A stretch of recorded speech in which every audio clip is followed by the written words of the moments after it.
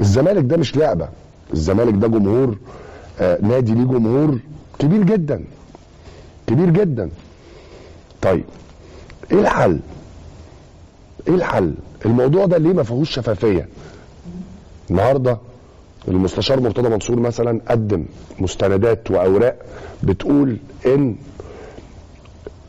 الاستاذ ممدوح عباس حصل على الاموال دي او استرد هذه الاموال، او نادي الزمالك دفع له الفلوس تاني، وقدم مستندات رسميه لوزاره الشباب والرياضه لسياده الوزير الدكتور اشرف صبحي.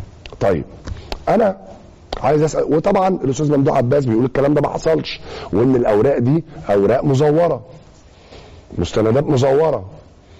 بس احنا معانا ورق، احنا عايزين يا سياده الوزير، احنا عايزين نحل القصه دي. الزملكاويه مش هيفضلوا عايشين طول عمرهم في الخناقه دي، فاحنا عايزين نفضها بالبلدي كده. طب نفضها ازاي؟ ان كل واحد ياخد حقه. لو الاستاذ ممدوح عباس ليه حق ياخده،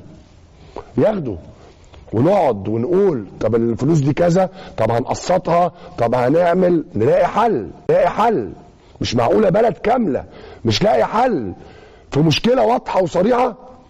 انا النهارده المستشار مرتضى منصور قدم مستندات بتقول ان الاستاذ ممدوح عباس رئيس نادي الزمالك الاسبق اوريدي خد الفلوس دي، خلاص خدها، مش من حقه ياخد فلوس تاني، ان هو بياخدها تاني دلوقتي، صح؟ طب ما تبصوا يا جماعه وحد يقول لنا المستندات دي سليمه ولا مش سليمه.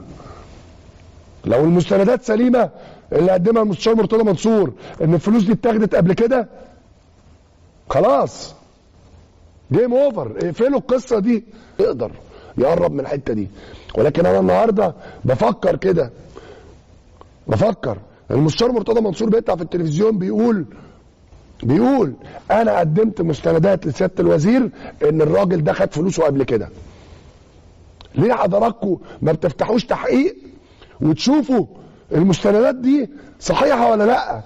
لو صحيحه خلاص الكيس اتقفلت، القضيه اتقفلت، صح؟ لو مش صحيحه يبقى الراجل ده قدم لكم مستندات مزوره، وساعتها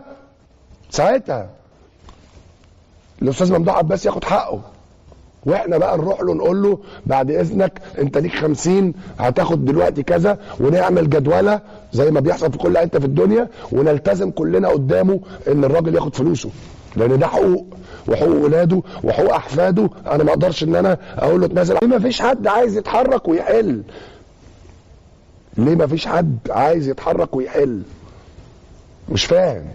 هل يرضي ربنا ان كل يوم والتاني احكام والناس مش عارفه تتصرف في الفلوس، والموظفين يا عيني الغلابه اللي موجودين في النادي الفلوس تتعطل عليهم، والناس تقول لك لا ده اصل ده حقه، وده يقول لك اصل دفع، اصل ما دفعش؟